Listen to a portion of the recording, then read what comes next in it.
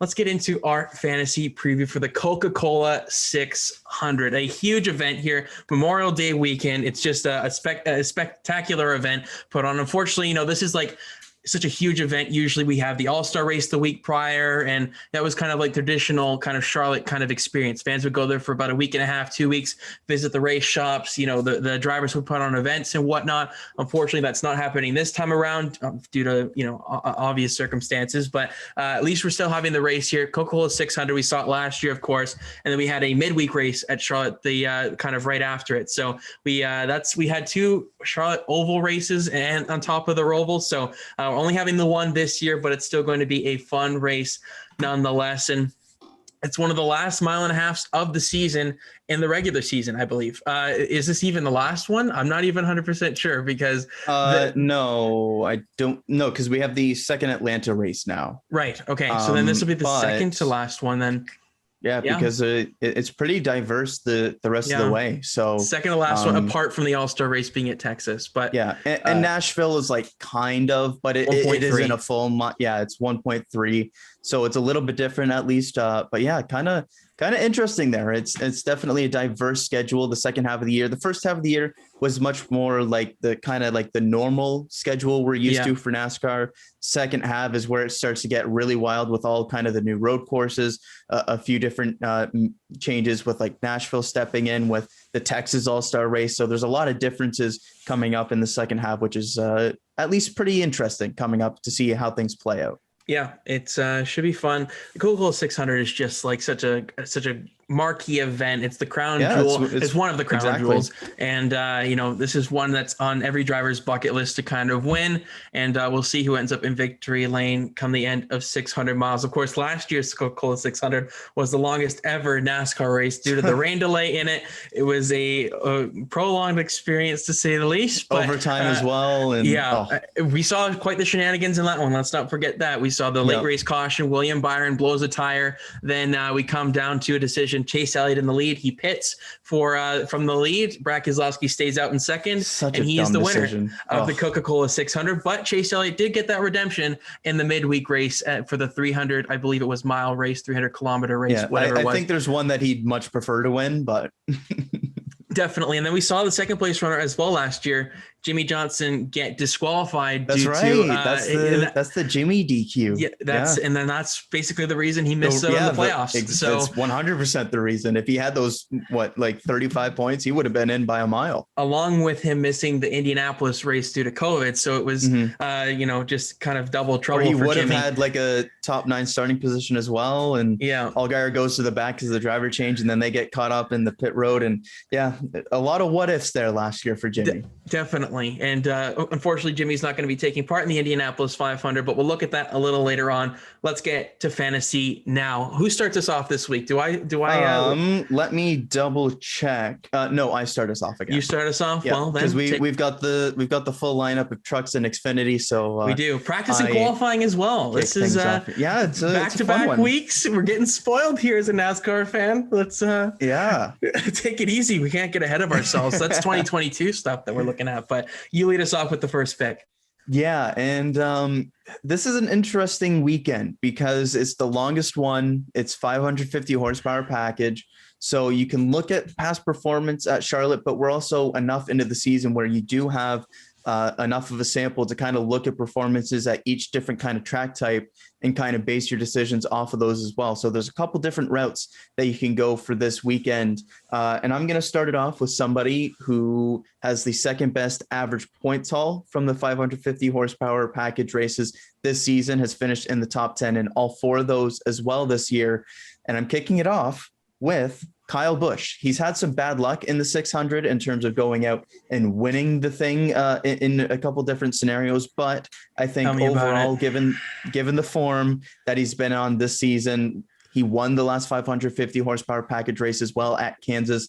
Needed a little bit of help there at the end with Kyle Larson getting a little bit shoved into the wall. I had it. All right. I couldn't give him full credit for it. Couldn't give him full credit. What a stage and everything. Let's pump the brakes. Looking over the last few races at Charlotte here, 4th in the Coke 600 last year, the year prior, 3rd, the year prior, first, of course, in that dominant 377 lap led race. So Kyle Busch has had good form in the Coke 600 recently, given the form they've been in the 550 horsepower races this season as well. I think that's a very, very good combination for Kyle Busch this weekend. I'm going with Kyle Busch as well this weekend. And because there's practice, baby, he gets that added bonus of setting up the car. Let's get it going. He's not in any of the other ones this weekend with the Trucks or Xfinity races. So everybody that's a Kyle Busch hater, you can, take a sigh of relief that he's not going to be in either of the races this weekend. But he will be in contention for the race on Sunday evening. He's had an average finish over the last 4 races here of 9.25. One victory, obviously, with the Coca-Cola 600 back in 2019. 3 top 5s, 456 laps led, the most amongst active drivers. So quite the kind of season that he's going on right now, that he's been on an upward trajectory, I would say, over the past month or so. Dover excluded. Coda, he ran well at. Kansas, of course, with the victory. He's got the momentum right now. I really like Kyle Busch this weekend. Maybe not to necessarily win, but he will definitely be up there in the top 5 when it's all said and done. I would hope so. That would be a successful day for Kyle Busch. Anything less is probably a disappointing result given what we've seen so far this season. So yeah, he's absolutely in my lineup this weekend, and I have the usages to kind of go with him. So definitely. How many do you have left for him there? I think I have 6. I've got 6 as well. So I thought that's where you were, but yeah, I've got 6 left. So okay. I feel comfortable with where I'm at with Kyle Busch on these kind of road courses coming up over the summer months as well. So this is definitely a full play for him this weekend. For my second selection this weekend, I'm going to double up on the Kyles because Kyle Larson is in my lineup for the Coca-Cola 600. Despite him not having the greatest numbers here, he didn't run obviously last year in either of those races. So I can't really look back to that, but it is specifically for how dominant he has been on the 1.5 mile tracks this season. This guy is bar to none. He is absolutely unmatched in terms of his overall speed, his average running position as well. He's just been lights out this year. Despite only having the 1 victory, he probably could have won all of the 1.5 miles, to be honest, so far this season, apart from maybe Homestead, because William Byron seemed to have the best car there. But besides that, I would say you could definitely make the case that Kyle Larson has been the guy that should have won all of those 1.5 mile tracks. And as well, he's been very good with the 550 horsepower package. Not to say that he has been bad with the 751. He's been really good with the 551. And he won the All-Star race here a couple of years ago as well. So he's done well at Charlotte, maybe not necessarily in the Coca-Cola 600, but just given how well he's performed in 2021, I can't look past the fact, as well as the 48 car that is now his new car finished second in this race last year. So I feel good about that as well. So Kyle Larson is a must play for me this weekend, despite being down to 4 usages. When I look at the upcoming schedule, I'm probably not going to be using him on road courses. So I can bite the bullet here and put him in my lineup, especially given the long distance. We could see another dominant performance, just as we saw from Martin Trex Jr. and Kyle Busch in this race. I could see that similarly happening with Kyle Larson in this event here. Talking about biting the bullet, well, I'm the one biting the bullet on this one because Kyle Larson is in my lineup here, but I'm down to 3 usages on him. So it's getting down to crunch time here for Kyle Larson, but there's not a ton of 550 horsepower races coming up at like the 1.5 miles. As you mentioned, this is the second last one of the year. Atlanta's the last one of the year now that has 2 dates. So again, I feel pretty comfortable about the situation with Larson. You have to play him here because it's the 550 horsepower package. It's a 600-mile race. He's won here in the past at the All-Star race.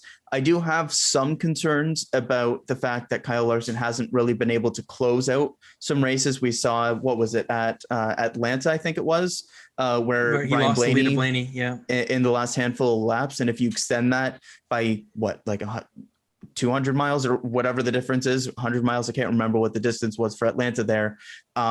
There is maybe some concern that Kyle Larson can have a dominant first 3 stages, then fall a little bit in the final stage here, because this is a 4-stage race, even though the first 2 stages are the only 2 that matter for fantasy reasons here. Garage blocks after the 3rd stage, though. Yes, so that's key. That is at least something there. But Even if he does fall apart a little bit in the final stage, you're talking about a second or third place finish. So Kyle Larson, absolutely a play in this one. The usage situation maybe want to pause and let you put him in the lineup first, and then I can react to it rather than the other way around. But he's just been phenomenal. He leads the series in terms of average points haul from these 550 horsepower package tracks. He's got an average of 46.5 points out of these races. And that includes the Kansas race where he finished in late teens, early 20s after that last restart. Like, it's been ridiculous. So Kyle Larson, absolutely in my lineup here as well. Yeah, he's a no-brainer. Can't be overstated enough. But you go with your third pick here. To the third pick. And this is a bit of a fascinating play because somehow it's fallen into my lap where my usage situation for this guy is unbelievable. Unbelievable. Every time I put him in my lineup, he has something go wrong and I take him out of lineup. So I've got a ton of usages left for him. That doesn't make sense. He won the race last year in weird circumstances. The weirdest thing. But Brad Keselowski is in my lineup and I have to play him here just because of the usage situation. I've got 8 usages left still on this guy. It's insane. I've put him in my lineup like 4 or 5 times and I just end up grudging him because the times that I've picked him have been races where he has something go wrong in the first couple of stages. But I prefer him on these 550 horsepower package tracks as well. At Homestead, even with the weird strategy call, still ended up with 31 points. Vegas, he was the second most dominant car behind Kyle Larson, so he had a big points haul there. Atlanta, he had the issue, so gonna write that one off. And then at Kansas, had a good points haul there as well. So still has a good average points haul, even with that Atlanta poor finish. I like Brad Keselowski probably most out of the Penske cars at the 550 horsepower package tracks this season so far. Maybe a toss up with Ryan Blaney. Joey Logano has been definitely the third out of those guys by far so far. But you would think that maybe this is a no-brainer play because of the result last year winning the race. But again, that's a little deceiving because he did only lead 21 laps in that race and kind of got lucky with some pit calls from other guys at the end of that race as well. He's been good at a couple of Coke 600s in the past. You look back to 2018 where he finished in the top 5 there as well, but hasn't really been dominant in recent years. So taking a bit of a risk here just because of the usage situation, but I do feel pretty good about Keselowski with kind of the form that they've been in at these 550 horsepower tracks. Interesting. I do not have Brad Keselowski in my lineup this weekend. Okay. I just don't like the momentum that 2 car is really on right now. Just with the news, everything that's happening with Team Penske and the Roush Fenway rumors, I just don't quite think I can put Brad in there yet. I think that may be a bit of a distraction right now. And I don't know if Penske is really to give it all to him right now, knowing that he's most likely leaving for next season. So despite his efforts last season and winning this race, I can't quite put Brad Keselowski in my lineup this time around. I feel a little bit more questionable about him on the 1.5 mile tracks as well than probably you do. Interesting. I don't know why that is, but it's just it just seems like they can't quite find the clicking right now because they've only won 1 race this season at Talladega. So it's kind of a one-off kind of experience from all the other tracks we go to. So I don't know if the 2 car's been right there as much as I would have liked him to be at this point in time. But I'm going to stay away from Brad Keselowski for my fantasy lineup here. But for my, I guess, third selection here, I'm going to go with Martin Truex Jr. Just because I garaged him last week from Coda due to his poor efforts there.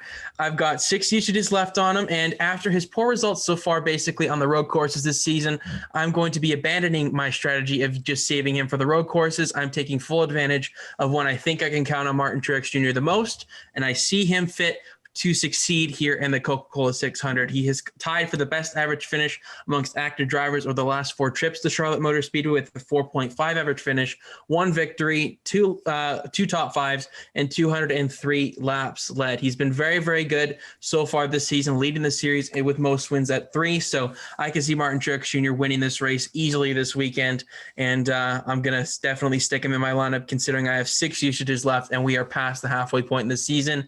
This is a no-brainer play for me given my usage situation. So I'm down to 5 with Truex. I've used him in extra time. I can't remember where it was, but I also garaged him last week.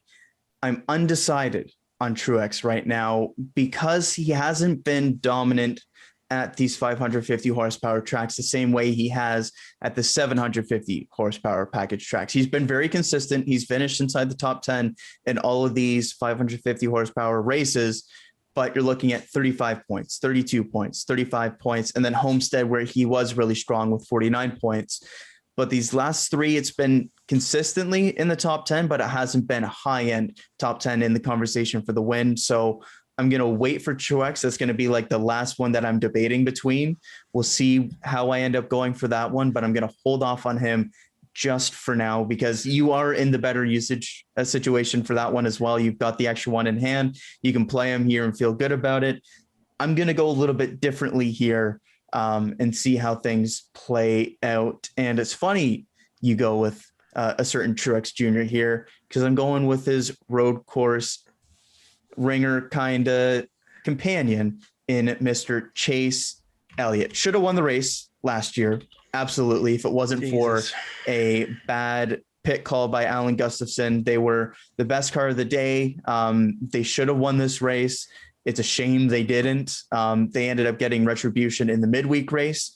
But he's had some bad luck so far this season at the 550 horsepower package tracks. Look at Atlanta, where they had the engine go right after the end of stage 2, which screwed me out of a usage for him. But last time out at Kansas, had a very solid 43 points haul.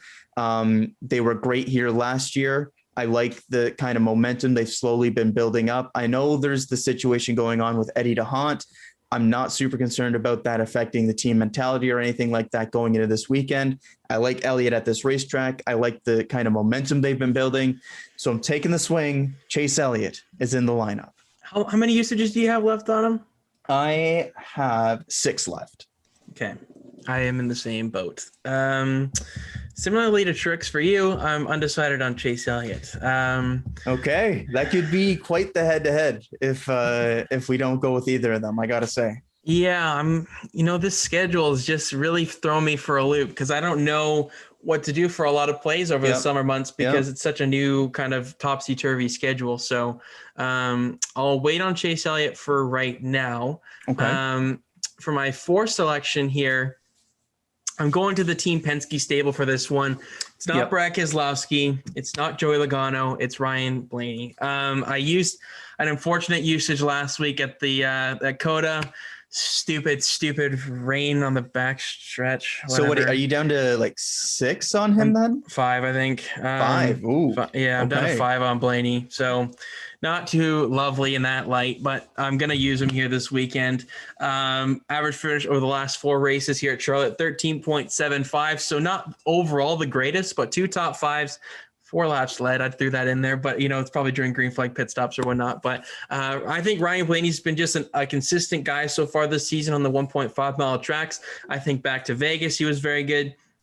I think back to Atlanta, obviously he won the race. And then at Kansas, I think, he was a little bit disappointing considering what we kind of expected from him there. But at the end, he really showed what he could do and then got into the incident with Kyle Larson there on the restart. So I think there's definitely a lot to be gained from Ryan Blaney this weekend. He ran well in this race last season as well. So I feel really solid about Blaney in this distance. And I think he could definitely, for me, he's the favorite at Penske this weekend and not Brad Keselowski. So he's definitely going to be in my lineup as my 4th selection. I think overall form at 550 horsepower, I give the edge to Keselowski just slightly, even though Blaney does have the win. But going into this weekend, I agree. I do think Blaney is the top Penske car, and so I also have him in my lineup here. The stats maybe are a little deceiving when you look at 550 races this year, just because that Kansas race should have been a top 5 and ended up being a late teens finish with only 24 points. So a little bit deceiving in that regard, but 57 points and the win at Atlanta, 46 points as well at Vegas. Homestead, you can write that one off. because he had a what was it, a wreck with Eric Almirola, I believe it was, in that one. So Ryan Blaney, absolutely a great play this weekend for the Coke 600, because as well, last year, 2 third-place finishes at both the Charlotte races. So some good form recently at this track coming from last year, good form in the 550 horsepower races. So Ryan Blaney, I'm matching you on that one. And I have to apologize because I got out of order there. You did. I forgot about the snake order, so I got out of order there. So you have the next pick here. Gosh, the next two, sorry. Oh, I go twice now in a row? Yeah. So okay. we've both got 4. I just added my 5th, so you go 5, 6, and then I have final pick of the snake. Okay. Oh, brother. This is tough now. As per usual, let's stall. Gosh darn it. Okay, there's 4 is guys. There one that you know about, or is it like completely? See, I don't know what you're doing for your last pick here, so this is really throwing me. Well, for neither do I. So that's a good thing. Because you've gone for a really, really heavy hitter lineup. So yeah, I feel like I have to match you on that to an extent. So we're even through, I guess, 4 of the 5 right now. We've both got Busch, we've both got Larson, and we've both got Blaney. Yeah, and then you're deciding if you want to take Truex or not, and I'm deciding if I want to take Chase or not. Yeah. Interesting. Okay, I'll lock in one because I have to go back to back here, but I'll lock in this one. Not necessarily for how he's been on the 1.5 mile tracks this season, but I like the car that he's in this weekend, and I think he could do some damage, and that is one Alex Bowman. He's in my lineup for the Coca-Cola 600. That's a really solid play. Average finish over the last 4 races, only a 16.5, 2 top 10s, but he has a whopping 223 laps led. Insane number there, because that's I think 3rd amongst active drivers or 4th amongst active drivers.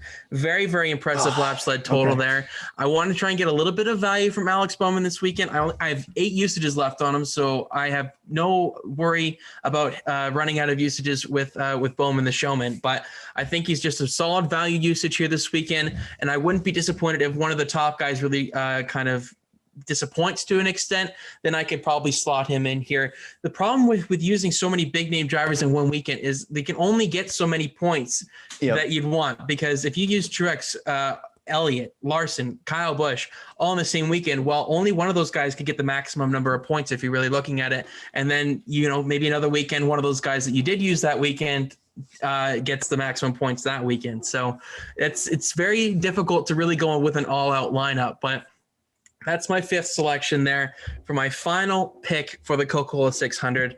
There's 3 guys I'm looking at: William Byron, Chase Elliott, and Kevin Harvick. All 3 of these guys I think are very, very solid for this weekend. They could be in any of your lineups 100%. So the 2 guys that I don't take here are absolutely going to be in my honorable mentions. You can bet yourself on that. But for my last pick here, man, William Byron ran well last year at this race, up until that stupid flat tire. Harvick's been kind of disappointing on the 1.5 mile tracks, but you're using Chase Elliott. Oh, gosh darn it. But you're using Truex. Yeah. Okay, I'm going to go with Byron. I'm going to go with William Byron. Okay. I'm going to stay away from Chase Elliott for this one, just because I'm not 100% sold on him on the 1.5 mile tracks this season. I think they've been a little bit off the mark. Yes, he could go out there and win the race and have probably the maximum number of points that you could get, or have the most number of points out of anybody this weekend. But I'm going to go be safe rather than sorry. And I'll definitely try and capitalize on Chase Elliott as the regular season winds down on these road courses where he's inevitable to be a threat to win each and every one of them. So that will round out my lineup.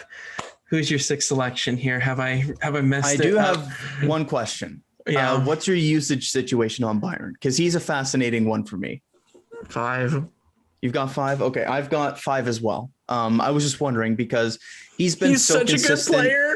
He's just been so consistent everywhere, right? Yeah. So he could be a good play here. He could be good play at 750. He could be a good play on road courses, even super speedways. Like, he's been a really solid play everywhere, as shown by that incredible streak he had of top 10s, which he should have continued as well at Coda, but finished 11th. So William Byron is a very strong play, and I'm matching you on Mr. William Byron as well. I'm not going to go with the Truex route. Wow, and here's 5 why. of 6. 5 of Here's 6. why. Oh my God. 4 of 6. Oh, really? Yep. You've got Bowman. Okay, I've got Keselowski. I've got Elliott. You've got Truex. So that's quite the last one. But shoot. The big thing for me with Byron is he's been very similar in terms of form to Truex this season, except slightly better for most of the season at these 550 horsepower tracks. At Homestead, Byron obviously won the race, 57 points to Truex's 49. At Vegas, 40 points for Byron, 35 for Truex. At Atlanta, 36 for Byron, 32 for Truex. And then the only time that Truex has outpointed Byron so far this year at a 550 horsepower track has been Kansas, 35 to 34. So it's been very consistent for both of those two. All of those obviously top 10 performances. Byron has the win at Homestead, but you don't really apply that really to a Charlotte race. As you mentioned, was good in the Coke 600 up until that flat tire, which threw everything to hell in the last little bit of that race. But feel really strong about Hendrick Motorsports this weekend. I think any 4 of those cars could go out and win this race, including Alex Bowman, who you've got in the lineup, which I was really hoping you weren't going to do that, because I really thought about putting him in, but just in the end, I had to use that Brad Keselowski usage just because I got to start playing him, for crying out loud. But I am going to match you with William Byron. I think he could have a great day. I think he's a candidate for the pole award as well, as per usual. I think he's got a couple of those in his career at Charlotte. So pole sitter in the 2019 Coke 600. So I think he could do that. But last year pole awards didn't count, but won the draw for the 208 lap race, not the 405 lap race. So a pole sitter in the past for the Coke 600 in 2019. Last time we had qualifying here. Could we see it again this weekend? I'm not sure. I'm going to wait to see maybe where you go for your pole pick. But William Byron, I like him this weekend. I'm going to play him, even though the usages are getting low. And that rounds out my fantasy lineup here. You're terrible. Oh God. Well, okay. What I'll ask is, would you rather me match you on Truex or Byron? I think for me, no, I'm happy with what you've done, to be honest. But because I think Truex, this is arguably his best mile-and-a-half track, in my opinion. Like, Homestead's probably there. That's fair. I think Charlotte is nip and tuck with that. I'd say Atlanta, and Vegas are very much similar in like that secondary tier. Kansas has been hit or miss. He was definitely better there with Furniture Row than he has been with JGR. So I'll leave it a little bit down to that. But those are the ones you really look at. Texas has been kind of all over the place, to be honest, as well. It's been hit or miss. So I feel really confident in Truex this weekend, especially since we have practice and qualifying. I think that can't be, overstated enough. It is such a crucial element. And I think for the veterans as well, this is where they come to shine. This is 600 miles. This is no joke. So I think I'm happy to put Truex in there. And you kind of, take the approach of going with William Byron as well. But at the same time, I'm a bit nervous about Chase Elliott this weekend, but I'm going to go, I don't know why I've gone against it, but I have gone against it. I'm going to go with his 3 other Hendrick teammates, essentially, except for Chase Elliott. So it's a difficult decision, but let's look at the honorable mentions for this weekend. There's a lot, to be honest, I think you could put in your lineup, because given your usage situation, there's varying degrees of how much you've played somebody or how much you haven't played somebody, specifically Brad Keselowski for Kyle. I mean, I don't think we ever would have predicted that he'd be at that high of usages with Brad Keselowski at this point in the season. And for me, I didn't think I'd be with 8 with Alex Bowman. I thought I would have used him a little bit more than that as well. So I think I'm like 7 or 6 with Bowman. Yeah. For honorable mentions. Let me double check that as you go ahead. Chase Elliott, clear as day for, obviously he doesn't in my lineup. He definitely could be in yours. Kevin Harvick, I think just based off of just that lack of 1.5 mile speed this season has been the only reason I didn't put him in my lineup. But over the 600 mile distance here, he could be a player at the finish. I don't know if he'll get the stage points, but when I look at my usage situation with Harvick, I think as the summer months roll along, there is some value plays for him. Specifically, Michigan a little bit later on. There's not many options at those kind of tracks. Kevin Harvick will be kind of a mainstay in those situations. Denny Hamlin as well. He's been kind of weird at Charlotte. I don't like him here per se, but he's just been so consistent this season. It's hard to say that Hamlin's going to have a poor weekend, but as the 10th best average finish on this chart that we're looking at, but for ninth active amongst active drivers. So hasn't been spectacular, hasn't been disappointing per se. I think it's going to be an average weekend for Denny Hamlin. Could get a top 5 for sure, but I don't quite see the 11 car in victory lane. And I've got how many usages left on Hamlin? 4 usages. So there's no way I can play him here this weekend. I think as well, you have a couple of underlying guys here. Ricky Stenhouse Jr., Tyler Reddick, Austin Dillon, and Chris Buescher. I think all of these guys, they could be absolutely a value usage this weekend, specifically the RCR duo of Reddick and Dillon. They've been spectacularly consistent so far this season, specifically Dillon on the 1.5 mile tracks. I know he kind of fluked into a fuel mileage one here a couple of years ago to win this race, but has been steadily consistent here. They both had really good finishes in this race last season as well. So watch out for those two. I think they can make some noise. And for Stenhouse, he has a really spectacular average finish here at Charlotte, 10.75 over the last 4 races. So don't sleep on Mr. Ricky. He can maybe do something.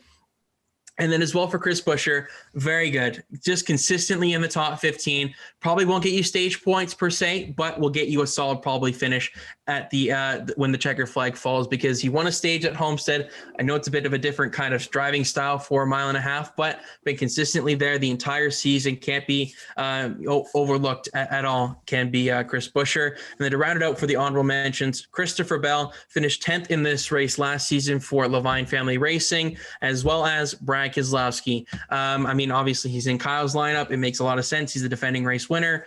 It's cut and dry why you put Brad Keselowski in your lineup.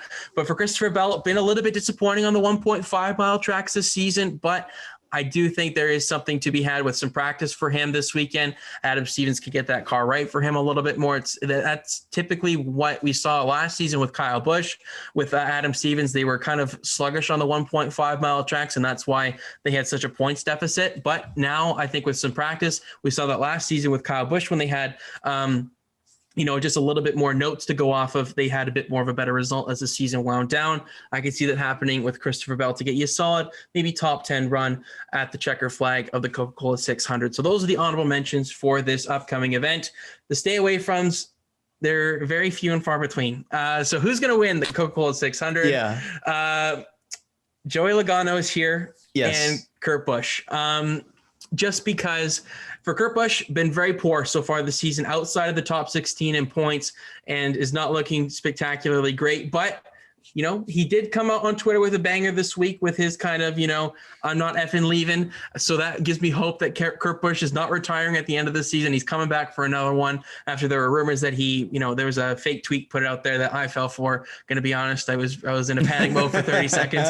But I thankfully found the source and it was false. But for Kurt Busch, it's just been disappointment after disappointment week after week, despite having some very good average finishes here. Just can't quite put the deal together so far this season. So I'm going to wait till he gets that sorted out. For Joey Logano, he has some very good numbers here, but been very poor on the 1.5 mile tracks this season. And I don't really know if that's going to change per se when I look at the competition he's against this weekend. He could definitely surprise me. He could win the damn race for it's Joey Logano, but I'm going to go on the safer than sorry side and say that he's a stay away from, considering how valuable he could be on some other kind of tracks at the 751 specifically. Road courses, he could be a sneaky one considering what we've seen so far in the early parts of this season. I'm going to stay away from Joey Logano this weekend and hope for some better results later down the line through the summer months when he could be of more value to me. So that's the honorable mentions and stay away from. Do you agree? Do you disagree? What do you think?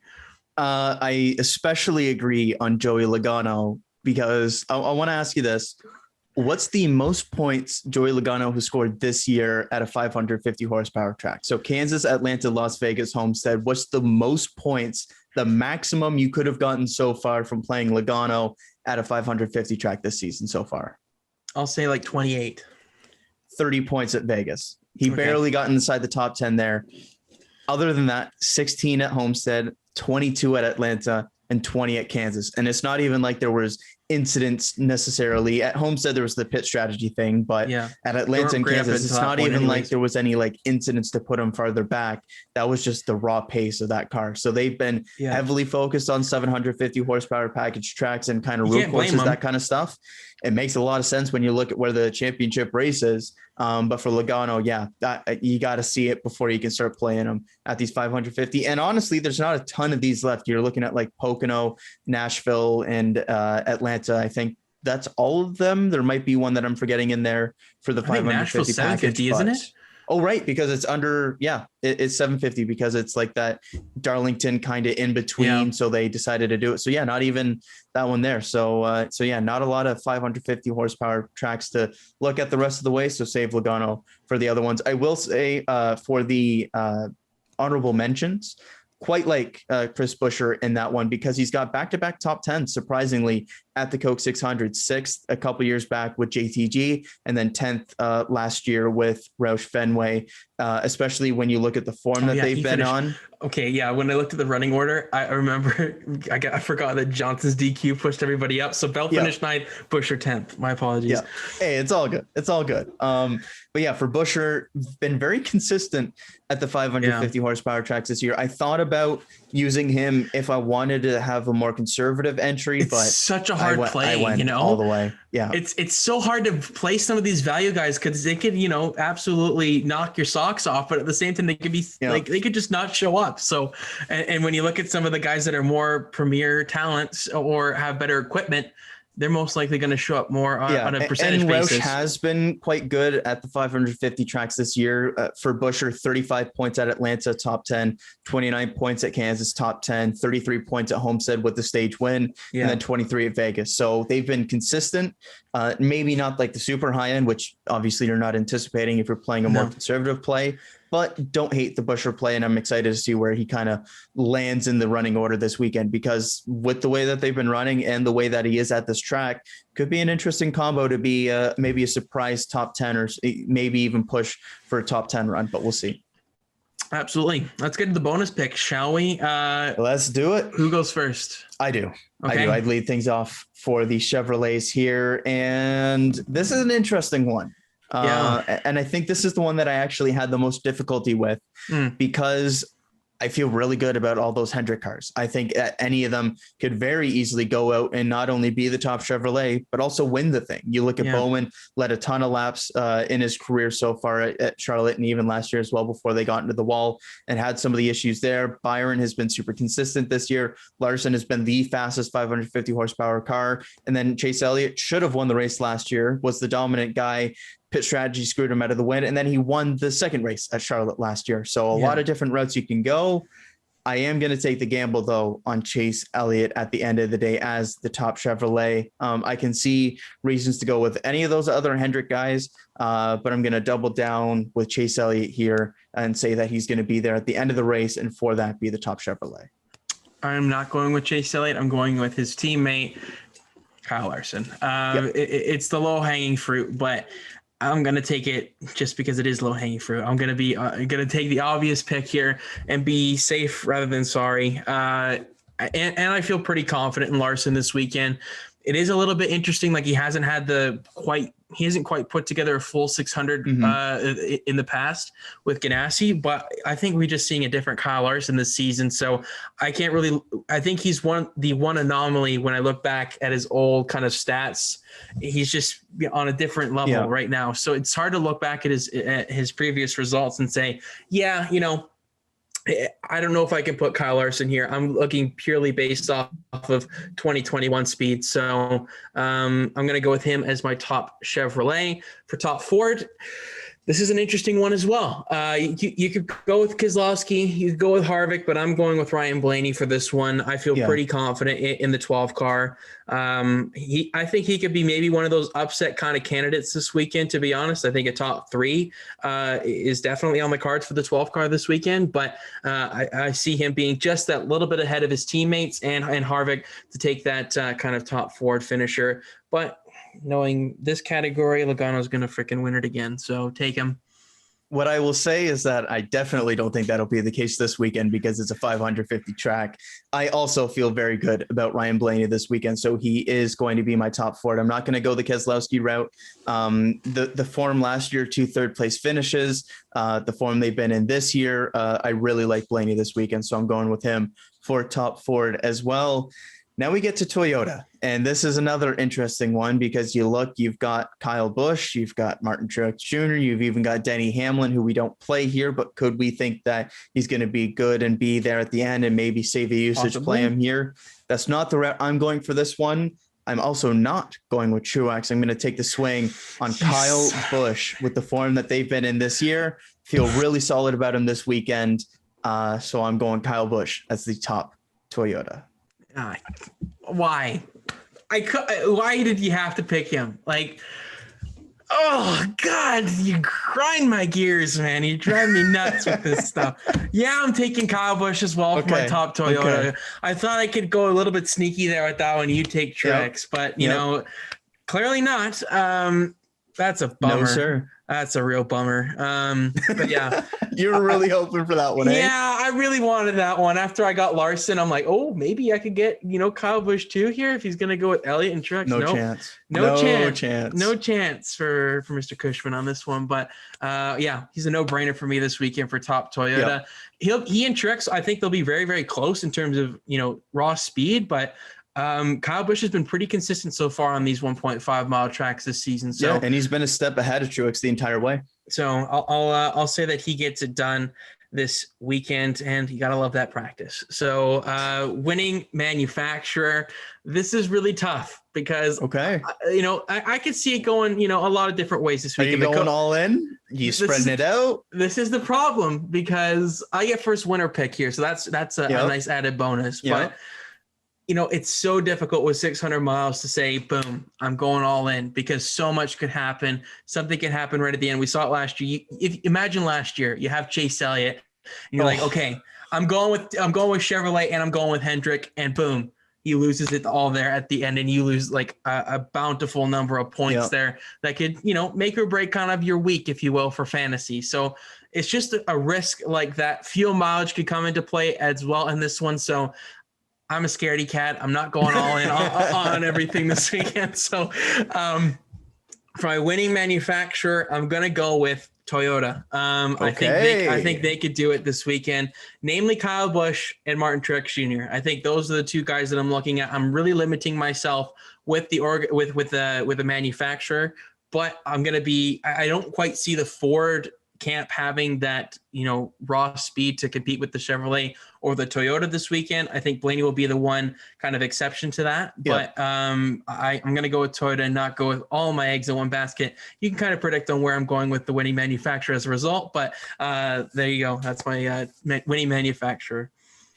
Well, for manufacturer, I'm not going the Toyota route. I am going to go the Chevrolet route. Yeah. And I am doubling down as Hendrick will be my winning organization. Look, there's one organization where we've got all 4 cars represented across our 2 lineups, and that is Hendrick Motorsports. I've got Chase Elliott, you've got Alex Bowman, we've got the other 2 as well in our lineup. So I feel good about them this weekend. Hendrick and Chevrolet in the lineup here. I'm doubling down. Yeah, I'm going with Hendrick as well. Okay. Yeah, it's fairly self-explanatory. Just they've been so good, and they are the one team that has all 4 guys absolutely in contention to win this weekend. For sure. There's no ifs, ands, or buts about it. They are the favorite in terms of winning this race overall as an organization this weekend. So, yeah, makes sense that I'm going with Hendrick Motorsports for that one. I get first pick for Truck Series as well. Into the winner picks. We're into the winner picks. We're going to do the pole winner as well after the Cup Series winner picks so that and that doesn't really affect this kind of order. So you get first pick for Xfinity, but for the Truck Series, I'm going a little bit off the board here. While, it may look like John Hunter Nemechek looks to be fast in practice, he did kind of get into that PJ1. And let me tell you, Truck Series practice was absolutely nuts. A tire fire. Everybody going to a backup truck. It was just everywhere you looked, It was chaos. But he did look really good on the timing sheets, but I'm not going to go with John Hunter Nemechek here for this one. Austin Hill as well could be a very good play this weekend for the Truck Series, but I'm going to go with one Matt Crafton. Okay. I don't know why. I just have a funny feeling about this guy here this weekend.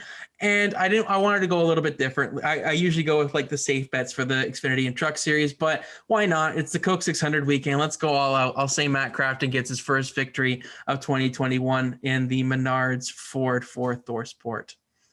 Well, I'll gladly take John Hunter Nemechek falling into my lap here. I don't think there's really too much you really need to say about it. The PJ1 was ice this morning, so we'll see how that plays out for the race. A couple of practice sessions qualifying, get on there. We'll see how things go. Speaking of practice as well, Xfinity practice wrapped up, and Riley Herbst finished. They actually got a practice in. Yeah, P1 for Riley Herbst there atop the board, which is an interesting one for Xfinity there. I got to look at these practice times quickly. But for the Truck Series here, John Hunter Nemechek, not really much to say about it. But because you went slightly off the board for your Trucks pick, I will honor it as well, and I'll go slightly off the board for my Xfinity Series pick here. And while you said first pick of the season, that's not enough for me. I'm going first win of his career. Daniel Hamrick gets his first win at Charlotte this weekend. The Joe Gibbs car looks fast. I actually made this pick before seeing the practice times, but he was P2 in practice times. He was good here last year in the conversation for the win with the number 8 Junior Motorsports car last year at Charlotte as well. I'm going to say Daniel Hamrick gets it done for JGR and gets that first win of the season here. No chance. No shot. Okay. The guy chokes like nobody's business. Yeah, clip it up. Then he wins in victory. I can't wait for him to win. But I said it in our preseason thing. I'm like, he's going to be my biggest disappointment this season because he's not going to win a race. And should we talk about the surprise or bounce back driver he had there in Riley Herbst and how well he's done this year? Or? Don't. Fastest in practice. You can't talk right now. Look, he's ahead of your guy right now. Fastest in practice. He's turning it around. Okay. I'm calling it here. Okay. I'm not going to go as bold though. Brandon Brown and points, but no. Flagging on Brandon Brown, but yeah, I understand. He's in a Stuart. Yeah, okay. We're not going to get into this. We're not doing that. Who's your Xfinity pick here? The Xfinity Series winner pick. It's also fun weekend here because it's the drivers only broadcast for the Xfinity Series race as well. So I forgot about that. We'll see how they kind of cope with that. I think Harvick's in the booth for this one along with Keselowski, but there's a couple of guys. Harvick's on play-by-play, right? I think so. Something like that. Yeah. So. He hasn't done anything so far this season, but good to see him back in the booth. And, it's always kind of interesting to see your drivers commentate on other drivers. But for my Xfinity Series winner pick, I'm going to go with the guy who's going to get his first victory of the season, Noah Gregson. I'm going to go with him. Despite looking at the practice times, I'm not going to get too swayed by that. I'm going to say that. Oh, really? Despite, I know. It's a bit of an odd weekend here for Mr. Wacker. Down in 20th in the practice times, I'm not too worried about it. I think, Gregson can get the high line kind of ripping, and he's always been pretty good on the 1.5 mile track. So I'll say that he gets it done this weekend. Probably won't, but whatever. I don't care about getting this one wrong. It's the Cup Series one that really matters the most at the end of the day. It does. 15 added points. And as much as I love having the power here to go first and making a selection, it worked out last week with taking the obvious pick with Chase Elliott. I would much rather be in your shoes because that means that I won the previous week. So it's an enviable position for at least for me looking at you. But for the Cup Series winner pick, there's a lot of different options you could go with here. There's so many options in terms of Toyota. You can go with Ryan Blaney if you wanted to, or Keselowski from the Penske stable. Harvick could be an oddball play, but I'm looking at the Hendrick Motorsports stable to win the Coca-Cola 600 this weekend. And you can go with any of them, as we've kind of said throughout this episode. But for me, I'm going to go with a guy that's never won the Coca-Cola 600 before.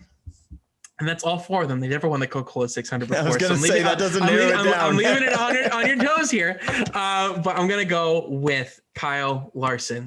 He's going to win the race this weekend. Finally going to seal the deal on the 1.5 mile track, despite being this kind of long absence, if you will, since Las Vegas. I think he gets his second victory of the season. It's been long overdue, and it would be such a great moment for him to win it this weekend. And it's great to see all the patriotic paint schemes as well this weekend. Cool to see, everybody getting into the spirit of that with the red, white, and blue schemes. But for Kyle Larson, I think he's probably going to be running the Ricky Hendrick tribute car. I could see that being a nice little addition to victory lane in the red, white, and blue scheme, despite it not being, necessarily a patriotic scheme. But Kyle Larson is my pick to win the Coca-Cola 600. I think Kyle Larson will lead the most laps. I think he will win at least 2 stages. I don't think he will win the race. The win will go to the rightful winner from last year. Chase Elliott gets it done in back-to-back weekends. I hope you're wrong on this, because the Coca-Cola 600. If he wins this week and I have the chance to put him on my lineup, I'm going to be absolutely livid. I'm going to be livid. Well, I hate to break it to you, because you're going to be livid this weekend. They've got the form rolling up. News and stuff aside, I think that they'll be able to battle through that. I like Chase Elliott this weekend a lot. So Chase Elliott will be your Coca-Cola 600 winner for the year 2021. And I can't remember, did Bill ever win a Coke 600? Who? Bill Elliott. Did he? I'm not sure. I don't think he did, which of course would mean that he'd be the first. Chase Elliott becomes the first Elliott to win the Coke 600. I'll double check that quickly if I can. But I don't believe he ever did. So Chase Elliott will get it done for the Elliott family this weekend. Yeah, I mean, it's a good pick. Like, you can't go wrong with, I don't think, either of them, to be honest. They all make I do think we'll get a Hendrick winner, whether it's the 2 that we picked or Bowman goes out and gets the win that he maybe should have got last year had he not got into the wall. Maybe William Byron goes out and gets another win this season. I think that there's a lot of different ways that you can go for Hendrick Motorsports here. Absolutely. Let's give ourselves a poll pick, shall we? You get first pick with this one. Who are you thinking is going to qualify on pole for the Coke 600? He is a qualifying ace. I picked him last time. He's the most recent pole award winner at the Coke 600 in 2019. I'm going to have to re-rack. William Byron gets it done for Hendrick Motorsports, winning the pole award this weekend. I apologize for taking your pick there, but Willie B gets it done. I mean, it's the 550 package. So, I mean, like, everyone will be within like a half tenth of each other, but Are you going the Hendrick route? You're going elsewhere? What are you thinking? What a joke. This is, I don't like this anymore. This is getting ridiculous. I don't know. Give me Cody Ware on the pole. Are you serious? Yeah. Okay. No, okay. Seriously, I'll go with Ryan Blaney. I'll say he gets on the pole. Okay. I think there's a slightly better shout than Cody Ware, but I'd be interested to know the odds on Cody Ware, though. See what kind of long ball odds 10,000 to 1 probably. Yeah, if they just like send him out for if he gets like first qualifying lap and then it just gets rained out, that would be just so typical. I don't even think he's in the 51 this week, and I'm pretty sure he's in the 53. So it's not even like he's not even in the best Rick Ware car. No. But a guy can dream. But Ware's on a different kind of he's got different priorities this weekend with the Indy 500. So yeah, that's true. In that sense. So it's 100,000 to 1. That's for Cody Ware. Long shot for sure, but can never count out the underdog. But I think that'll do it for the kind of weekend preview here for specifically the fantasy preview for the Coca-Cola 600. Shall we go through our lineups one last time, Kyle, to remind the viewers of what we got? Do it. Do you want to kick things off, or you want me to? I can go first. Okay. So for me this weekend, I've got Martin Trex Jr., Kyle Larson, Kyle Busch, Ryan Blaney, and the Hendrick duo of Alex Bowman and William Byron to complete my lineup. And then for my bonus picks for the top Chevrolet, I've gone with Kyle Larson, top Ford, Ryan Blaney, top Toyota, Kyle Busch, the winning organization, Hendrick Motorsports, and the winning manufacturer, Toyota. And then for the truck series, I'm going with Matt Crafton, the Xfinity series, Noah Gregson, your pole sitter for the Coca-Cola 600, Ryan Blaney. Unfortunately, did not get William Byron. And then for the Cup Series winner, I'm going to go with Kyle Larson to get it done. Alrighty, I've got Kyle Busch, Kyle Larson, Ryan Blaney, and William Byron the same in our lineup, going different with Brad Keselowski and Chase Elliott in the lineups there. Quite the difference there between Truex and Elliott. We'll see how things play out. And honestly, Keselowski and Bowman as well. A couple of very, very fascinating battles to watch this weekend. For the bonus picks, I'm going Chase Elliott, top Chevy, Ryan Blaney, top Ford, Toyota, Kyle Busch. For the manufacturer and organization, doubling down, going Chevrolet and Hendrick, which means the overall winner for the Coke 600, Chase Elliott, doubling down on that. The other winner picks, John Hunter Nemechek for trucks, Daniel Hamrick gets it done finally in the Xfinity Series, and Willie B will sit on the pole for your Coca-Cola 600. I like it. It's going to be a great weekend at Charlotte Motor Speedway, no doubt. Looking Trex Series forward to underway this evening, probably by the time you're watching this, to be honest, around that time. So looking forward to that, getting things kicked off, and then we go from there with Saturday Xfinity Series race and the Coca-Cola 600 on Sunday evening, 6 p.m. Eastern on Fox. So make sure you tune in for that one. It should be a fun one to tune into.